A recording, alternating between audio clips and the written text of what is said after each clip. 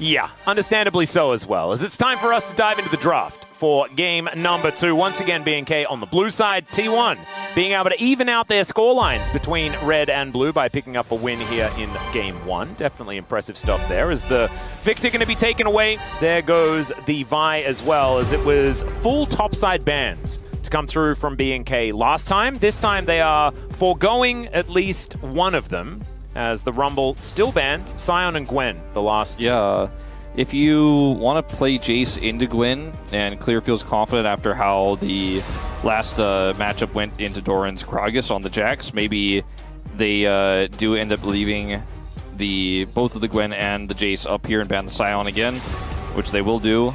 And now T1 have to make a choice. You know, the Vi and the Kalista are somewhat non-negotiable. You could ban Sejuani here, you could ban Skarner here.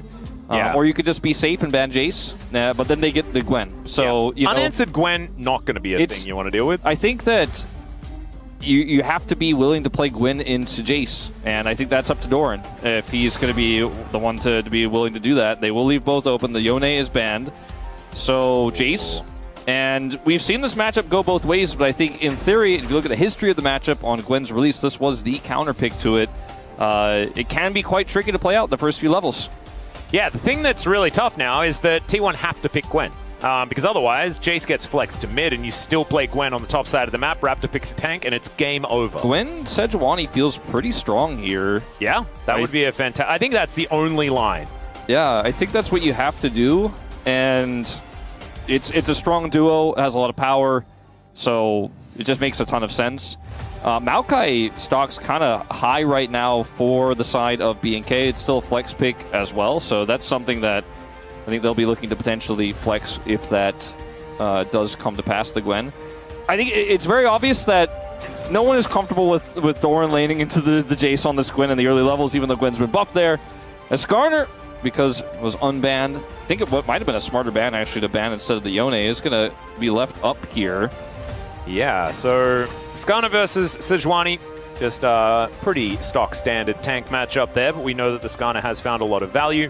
Raptor has been pretty good at the tanks so far, although is Sejuani definitely the better of his picks. I don't think you should lock AD carry here necessarily, because it's just, you're leaving so much in T1's control if you do, in terms of how the counter picks can go and how they can ban your, best partners and stuff like that. So they'll ultimately go for mid over support, which I think is the right choice, and go for Ryze, which is very safe.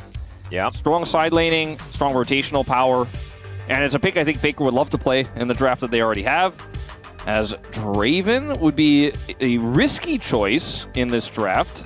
That was unprovoked. The unprovoked Draven. Yeah, usually we kind of know when it's coming. Like yesterday we were like, oh, it's coming, Oh, yeah. But this was not one of the times I would have predicted it. The Corki makes a lot more sense to me. Does come online a little bit later, but is very safe and is a flex pick in this draft as well. Yeah, you could still play that in the mid lane if you would like to at it. It's not necessarily my favorite. I do like melee champions into when you do have a Sejuani, but you don't necessarily need it. It's hard to now ban, champions in terms of what you expect to pair with the Corki in the bottom lane when it could just be mid. I think banning Alistar, just like they did in Game 1, is extremely safe. Always going to be a strong ban, so that part is the easy one. We'll see what they do for their final ban, though, because that gets a little bit more murky here for BNK. For T1, you could just ban any scaling AD carry makes sense. I don't think MF is really the route that BNK are looking for in this one. They could go for Misfortune Rel in this draft, but feels like you're playing into the hands of T1 because the Sejuani can shut down the MF so easily. The Gwen can obviously just kind of run through it and not care. So I don't think that's necessarily what BNK want. This final ban, though, this is a tough one. Yeah, I'm interested in what it's going to be. I think Nautilus and Rel stock are kind of through the roof right now, and the Nautilus is going to be the chosen ban. But with the fact that the Alistar's already taken away, you could just take the Rel if you'd like to. Ooh, Maybe Ashe instead. Would have been so good for both teams. Actually, that one kind of slipped under my radar here a little bit. That's so incredibly strong with the Sejuani, a lot of laning power. Misfortune Rel could be what they lock in. The Alistar is banned, but I'm not super sold on what it means, especially because I think Diablo, as a mechanical player, deserves so much more than to just be an R button and a Q button bot in lane. And I do think T1's draft works really well into the Misfortune, especially now that they have the Ashe as well. So I think this is... I was sold on the first parts of this. So I'm a little bit less sold on the latter parts. It's got good tools, good setup, but Yeah, look at this. Like, it's Keria just cycling through the really great options he has into this bottom lane. I mean, he could play Bard here, and I'd still like their draft more. Yeah, I would agree. But I think he's going to play something that's stronger, and will probably opt into the Renata. Or the Thresh, just because you can. He's just having a giggle. It should just be Renata. There it is. Because Renata is so incredibly strong into... Like, you could basically guarantee that her ult is going to stop the advance of BNK in any scenario. It's not a traditional dive comp. It's not like a Vi, hyper dive. It's not an Ari comp that wants to dive super hard, but it does require a lot of setup for this Misfortune. You could just ruin that instantly, or just make the Misfortune really mad. So it's a very safe pick here. My biggest concern here for T1 is how Faker's had some rough laning phases, with Vickle also looking really on point these days, and Doran are going to do in the lane, because Doran, we have seen Gwen win this matchup. Yeah. I'm not sure if that's necessarily how it's supposed to go, but we have seen it happen. But generally, though, Jace having the range advantage can kind of chip away and get a nice little lane prio there. I'm hoping Doran has a better performance in the early laning phase than he did in Game 1 with the counter pick he was given. And I think it was a really nice setup of draft here for BNK until the end. The MF didn't hit as hard as I think other picks could have, but they lost the Zeri, Yeah. But Ryu, I got to give him credit, because he was probably the coach we were most critical of draft in the entirety of this year and a lot of last year. But in this series, for the most part, has had some really good reads and forced T1 into this awkward Gwen situation. Let's see if Doran can pilot his way through it. Yeah, it's an awkward situation, but it's also a dangerous one, right? Because if a Gwen gets out of hand, she really gets out of hand. As T1, I think this time around, you're feeling a lot better about where their draft is sitting, and they only need to win this game, and they've taken another series this week.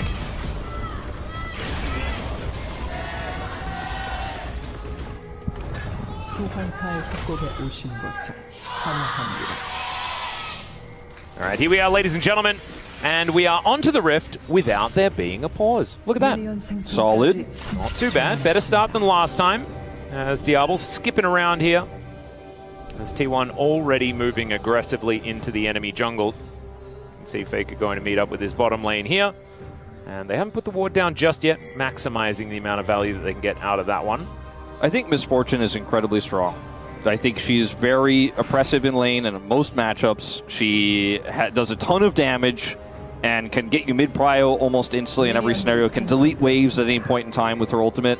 But what she does not do, or what her kit is not, is a outplay insane mechanical skill type of kit. And with what I just watched Diablo do, and some of the plays, the best plays we've seen from Diablo across his career, is to be the hyper outplay guy as much as he can.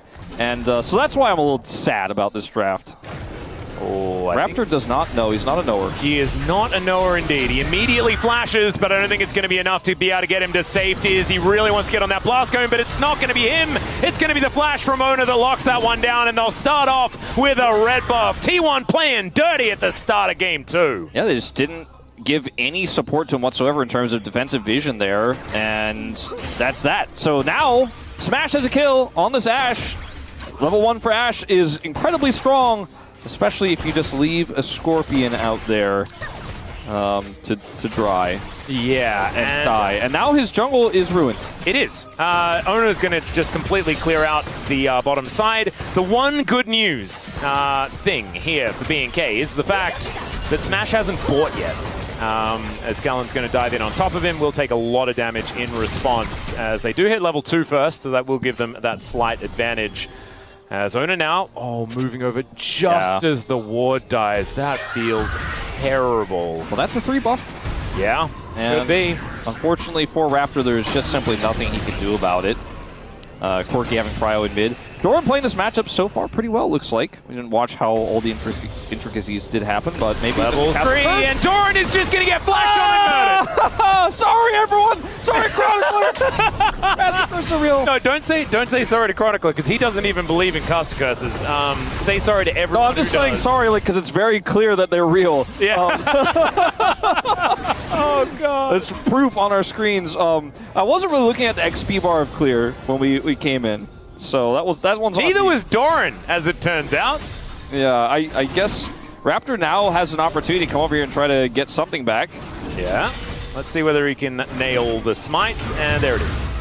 So, how gets do you a like red buff. Yep, no more. Is he gonna get 3 buffed? Looks like you were missing a ward outside your red buff too. I didn't even need my friends to get that one.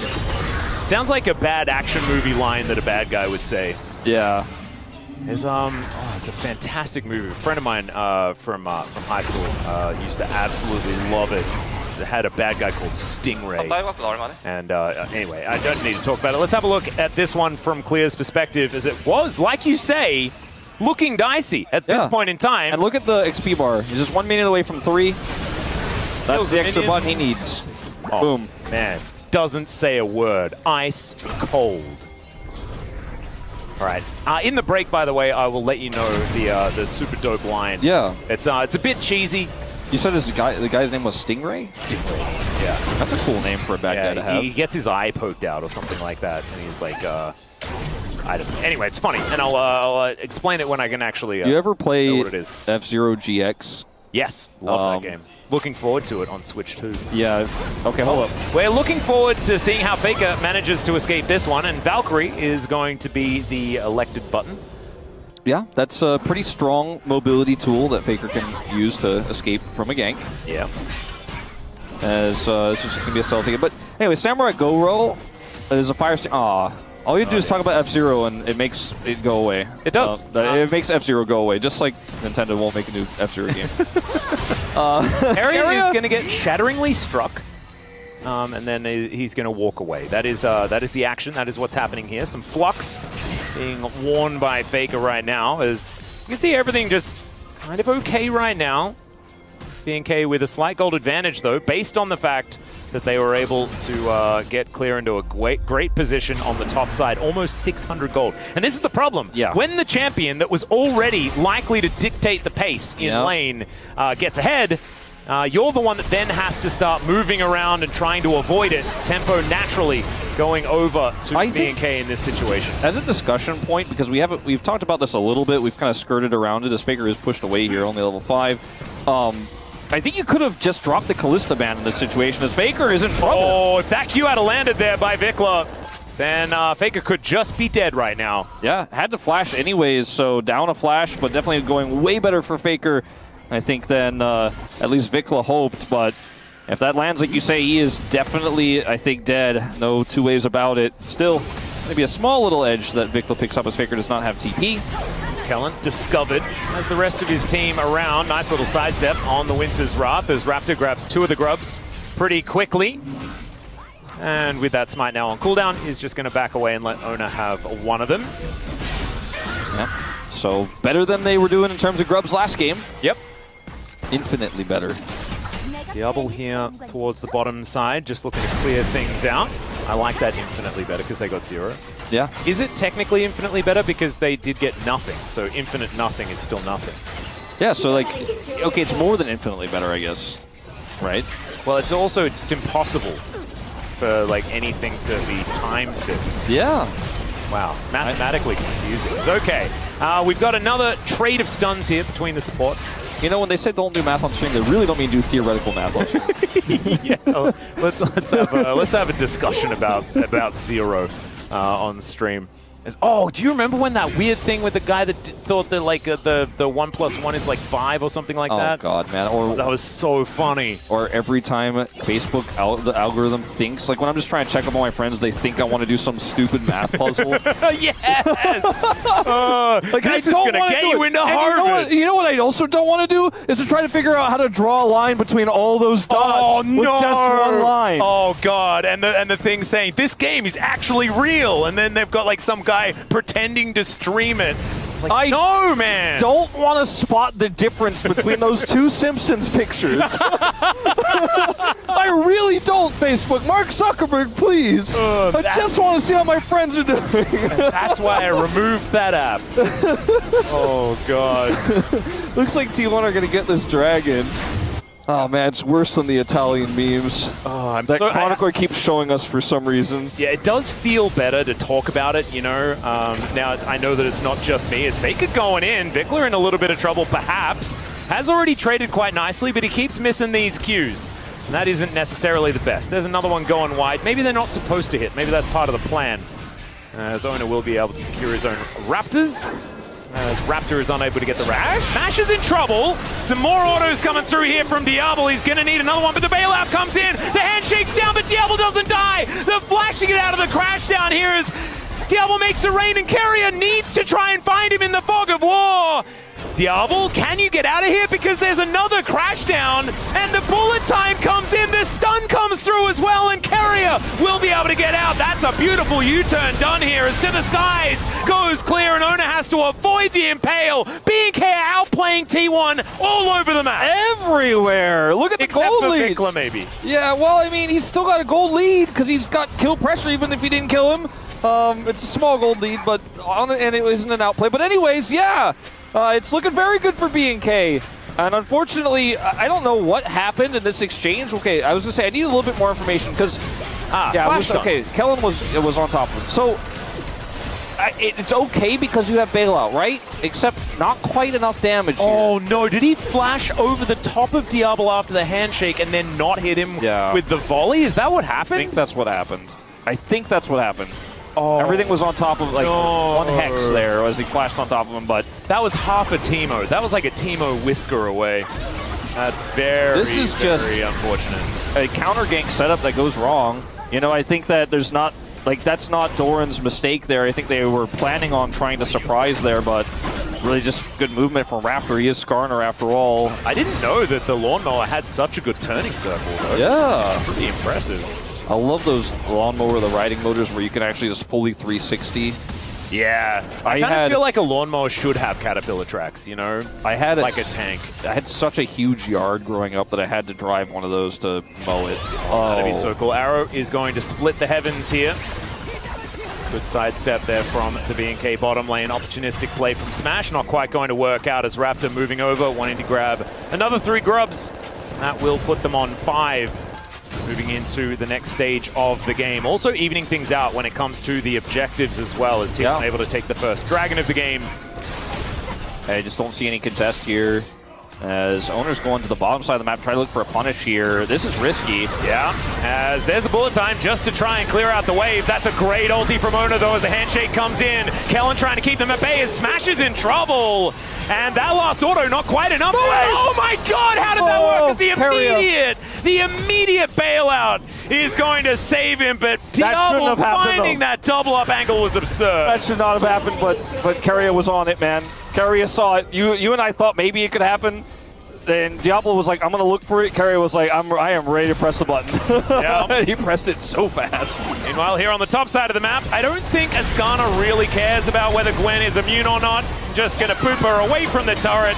And Doran, no needlework's going to save you from that. So more plates going over to clear here towards the top side. And so T1 saving things on the bottom side, but like, it's a dying spree for Doran. Yeah, I mean, over here, when you, like, the wave isn't fully cleared out, obviously, it's interrupted, Keria interrupts here, but then from here, Smash just back up and just back up, just back up and, okay. That bailout must have been just barely. Yeah, that was, it was an almost worse situation than it was. And this is a Gwen that is just, it's not a bouncy castle, it's just stasis, not moving, not interacting castle. Yeah, you're a production line more than anything else. Sort of just picked up. Maybe it's like one of those like the gacha game things with the cranes. The crane game. He did get crane gamed. He did, and you know sometimes it actually works. Most of the time, those little cranes, like those claws, are just not really doing very much. This time, though, Ascana certainly working. Every time I have to do in Yakuza the crane game minigame, you think you've mastered it, but then they make the dolls inside a little bit different, and you're like, this doesn't work anymore, my strategy. Yeah. But the capture the Gwen strategy seems like it's pretty good for the Skarner in these scenarios, working out for him 100% of the time. As Doran is 2 levels down, and I was afraid of this. You were afraid of this. We were afraid of playing Gwen into Jace, and they left the Jace up. And like they could have just dropped the Kalista ban, I think. Doran has been able to sort of weather the storm in these matchups in the past. This is not weathering the storm. No. This is the storm, like, destroying your house and you not being in there when it goes to to the Wizard of Oz. He's even denying more farm here. He will get the turret after this. T1 grab another objective as... Whoa, that's a flash in. Kellen's going to come on over. He's not really helping out with damage, but there is Vikla in the area. That's a Glacial Prison, but the Magnet Storm comes through as well. Hostile Takeover doesn't connect onto the Rise, and so they just take out the Sejuani. And B&K just continuing to find value everywhere on the map. 3,000 gold is now their advantage. Yeah, we did find out just how much CC it takes to kill a Sejuani. Doran is not in this game. No, nor was he in the mist. Well, or at least able to use it to stay immune. So he is going to take a whole bunch of damage. If they ban the Jace, then Clear plays Gwen. But I think I would prefer that scenario to what I'm witnessing here. And now they let the Skarner as well, so the Skarner is just allowing Clear to constantly... just take him out. Now he's so big he doesn't need the Skarner's help anymore. And Doran is just... If you told me Gwen was buffed in the early game and showed me this game, I would find it hard to believe. But when you watch the gameplay, what Jace does in this matchup, it's a little bit more reasonable. T1, 4,000 gold behind in this game. 4,000 before 15 minutes. Ooh, Diablo just walking out of the way, strutting his stuff quite nicely here as we can see.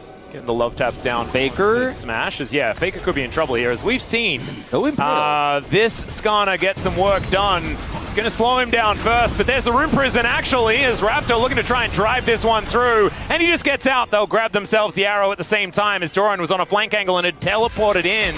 That is a lot invested here by T1 just to keep Faker alive, but at least they keep Faker alive. Yeah, I think that was probably Faker telling Doran your teleport is moot in the top lane. Please come down. Oh, handshake nicely played there by Keria. Still takes a lot of damage as the bullet time comes through to clear out the wave just to make sure that Diablo isn't murdered. Faker did have TP, so, after Doran comes down there, he could have TP'd top. The wave is so pushed, he just rides his little rocket, little plane out there and says, Diablo looking to stop him back. Yeah, we'll be able to do so. Yeah. Also, he can just stay here, right? He's got Bloodthirster now completed, so as you can see, health bar goes from pretty small to quite decently large pretty quickly. So maybe the Misfortune pick doesn't matter in the context of team fighting at all in this game. Atlas, maybe that's just where we're at. Maybe it's just, it could have been anything. If you were going to win the side lanes this hard, then absolutely. It's just kind of irrelevant. As Clear here towards the bottom side, kind of feeling like something is up.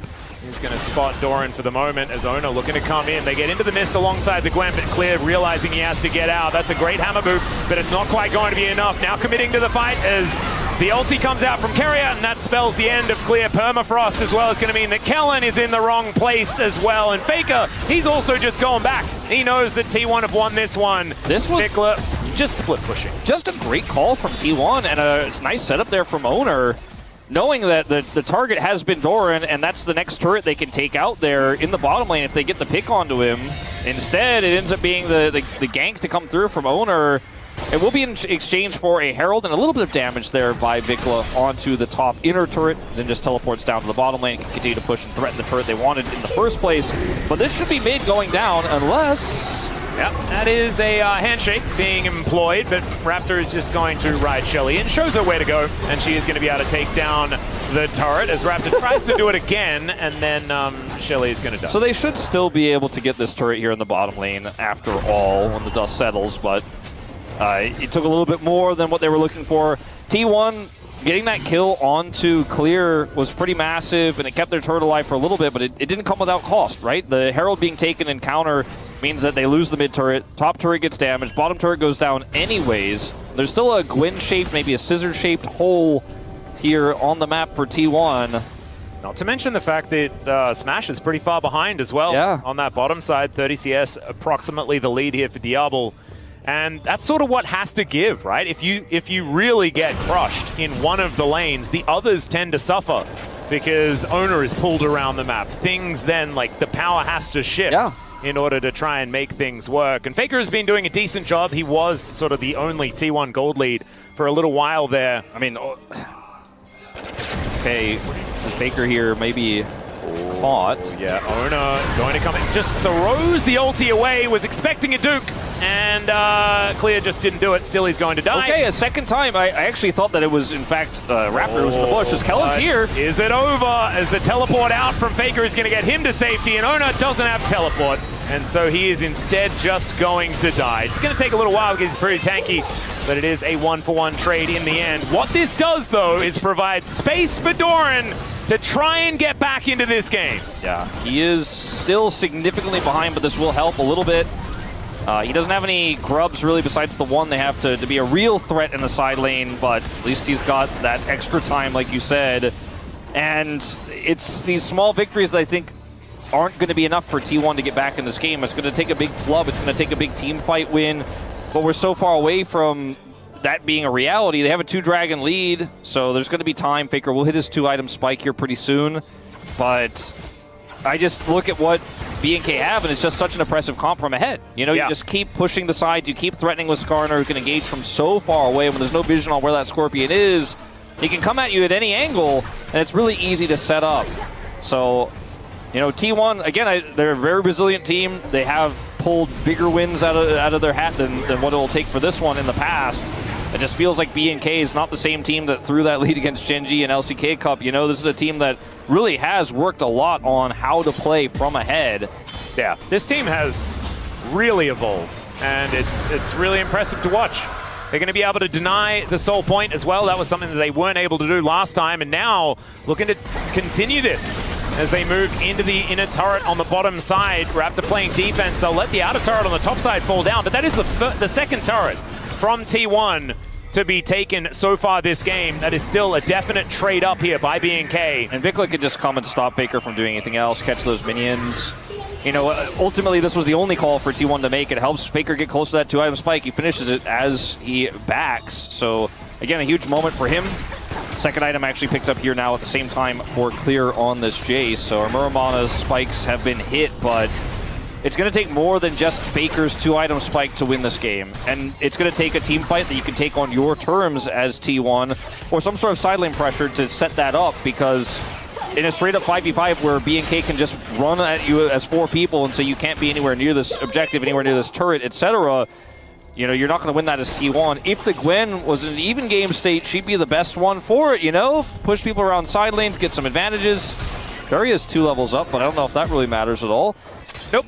Kellen is going to be able to clear out this ward and does manage to protect his own as well.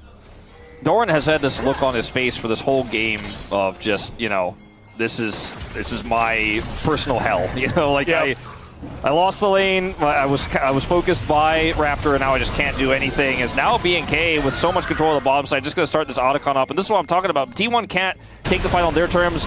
Vikla can ult in even though he doesn't have TP. Oh man, there is no vision here. Hawkshot does give away that BNK are down here, but look at all of this vision. Look at all of this control that they have. And the immediate turn as Raptor is going to get his hand shaken. There's the Magnet Storm, though. The bullet time to come in as well. As the 2-man Impale delivers Oner and Doran, but they're pretty tanky. Oner's burning down. The bailout not even required here to keep him alive as Vikla trying to get out, and he kills Smash and survives. Vikla, how the heck did that happen? As now T1 are all limping away from this battle. In fact, the health bars everywhere are so low, and Clear isn't going to pick the right turn. Well, they deny the Otacon. Yep. And it ended up being a very messy and broken up fight, but I mentioned I didn't love the misfortune in this draft, but when you have the perfect setup for it, you can do a ton of damage. Just that the targets that they end up getting here are not ideal. He is ultimately interrupted by Keria's ult there, and then Raptor goes down. Diablo's positioning here, though, pretty good. He backs away. Vikla able to kill Smash on the fadeaway escape is pretty massive, and then T1 can't fight this one out with Faker alone. The health bar just too low on Doran and Oner, so they just need to leave, hightail it out of there. It's a, you know, small edge gain from T1 in that fight, you could argue, in terms of the goal, but stopping the Otacon was the real goal, and they were successful at that. Maybe they get more. Yeah, this is a play towards the top side as Faker is going to be, Clear is going to be discovered by Oner and Faker. He is going to buy some time, though, as Raptor is in the area. So Clear just going to go north, and that will keep him alive. That was so scary with Oner and Smash's ults coming up. The good old face check here as another Q goes wide. Let's see who's going to win this battle as Doran's running with scissors and Vikla is missing Qs. He does have the Seraphs, and that QE lands. Still, arrow point blank is going to be able to do it, as it was in fact a rocket from Faker that locks it down. Got to work out which projectile is killing the Rise here. As now Raptor finding yet another angle, but there is the Arctic Assault to stop the Lawnmower from running over Bristle. Okay, this is a wild and crazy game suddenly. Oh, God. The Smash does take a big hit from Empowered Shock Blast, but there's no Baron up. There's no Dragon just yet. Not a big enough edge either way here, as I feel like Vikla at least got what he was looking for there. It took a little bit longer than maybe it necessarily should have. 2 levels up here on this Gwen when he also had the jump on him in the brush, but Gwen with a fully stacked Q is going to be loving fighting this if she's in an even game state. Vikla missing a few times makes it kind of interesting here, and also means that Vikla ultimately does end up getting taken down because it took a little bit too long. They commit the TP here, and that's the end of that. So no TP for clear. Vikla will have his ultimate as well, but both of these objectives come up at the same time, and T1 still didn't get any prio back. They still didn't get any deep vision.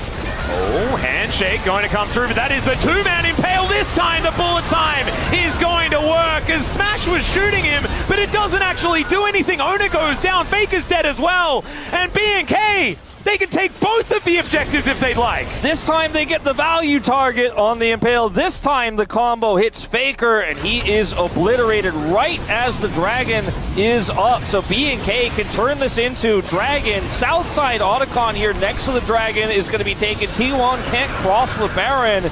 They lost 2 members, and it's not even spawned. And now BNK's Otacon as well. Yeah. And now BNK could just turn this into even more controllers. When you have this much control over the map, Skarner can just set up an MF combo at will. And if you're T1, you kind of have to slowly force your way into vision, otherwise they're going to get the Dragon. 야, 여기 있어. 나 Raptors 코르키. calling Corki because he got the prio target this time. The bailout is not going to work because no one is anywhere near dying here for BNK. Yeah, beautifully done. Opportunistic, sees his target, and takes his target immediately. And BNK, like, the worst part about this for T1 is the fact that it was also ruinous, right? So all of the flowers going over to BNK on the back end. I mean, look at the levels here. 2 levels up for Diablo, 2 levels up for Vikla, 2 levels up for Raptor. It's only Doran that's even, which is Doran's mind-blowing, to be honest. He's spent a ton of time alone in a side for this whole game, so you got a lot of XP, I guess, to help catch up. Certainly needs it as well, as now Clear and Kellen waiting off to the side. Keria able to shield himself up as the Shock Blast rains in. Still vision on the Baron here for T1, so they're not losing that one anytime soon, but... You can see the visualization of the XP lead here for BNK. Now you can see the lack of vision here for T1. They got that 1 ward in there, but they have to constantly hover around this Baron because it could be threatened at any point, especially when players like Vikla are missing. We'll show here now on the bottom lane, but they know he's got TP. So that's a -1. Yeah, that's a little bit of a roughie. So maybe the game is more even than we thought. I guess slightly. About a cannon's worth. Yep. 3,000 gold, though, is nothing to scoff at. Make that 4. As Raptor going to have to deal with this Baron. Does so quite well because he's got a Thornmail and a Heartsteel, and he is got a fair bit of health. If there's one thing T1 does incredibly well from behind is outplay team fights around major objectives. Yeah, and then just win, like they did in Game 1. Yeah, so I can feel BNK, in comms probably saying, hey, play it slow. Let's not repeat Game 1. Let's not repeat so many of our big near wins we've had here in 2025. Let's keep playing around vision. Let's keep playing around this Rise in the side lane. He's level 18. Let's just wait for the best opportunity possible at T1. We're going to force them to come to us. So speaking of... Yeah, could be in a little bit of trouble here. He's not the one that T1 wants to lose around this Baron. The one thing that T1 do have that BNK does not is a AD carry that can actually, clean up a team fight and functionally will do consistent damage. Diablo could in the right scenario, but it's really just about his ultimate. So if you can shut that down, you can stop the combo. Maybe Smash can clean up house because you got Faker on AD carry here as well. He's got his LDR. Oh no! Raptor comes in. Little Miss Piggy going to be delivered here as Diablo looking for an angle. Hostile takeover doesn't connect onto the Misfortune, and the bailout is going to be there. Bullet time was more in celebration, but I do like the fact that MF does a whole lot of laughing. That's all you need. That's all you need, and that's how you play it slow. It's how you play around vision and BNK. Find the enemy jungler. There's no smite fight here. Nope. still. Keria moving into a aggressive position. The double up still doing work here as Smash down to 50%. Shock Blasts raining in as Doran at full health, but I just don't know whether they're going to be able to help out here. 4 versus 5 is the advantage. Got the angle here with a flash. Yep, Doran's in the mist right now. He does have the bailout, and Smash is already so close to dead. Going golden is Doran surviving for a moment, but Faker going to get knocked into the wall as Raptor is going to push him out of the fight. There's Keria going down. Doran follows and Smash is on the wrong side of the map. The Baron is taken, and BNK, they are not losing 2 games in a row against T1 here today. Not gonna happen. Kellen takes the kill, but I think it's the least of their worries right now. And BNK now Baroned up here with a massive 7,000 gold lead. It all starts off with Raptor having this really long wraparound angle here. Catches Oner. Keria is not the one who gets hit. Still had the angle there for the Impale, and this hostile takeover isn't enough to peel him out of it. Unfortunately, bailout also employed. This is just a slow and steady play here from B&K. Kellen doesn't have ult, but still has an incredible angle here, so it's just so hard for Smash to actually layer that damage in and close the gap here. Faker as well, trying over the wall. The realm warp here is pretty short, but it's pretty clean as well. Faker just has to exit.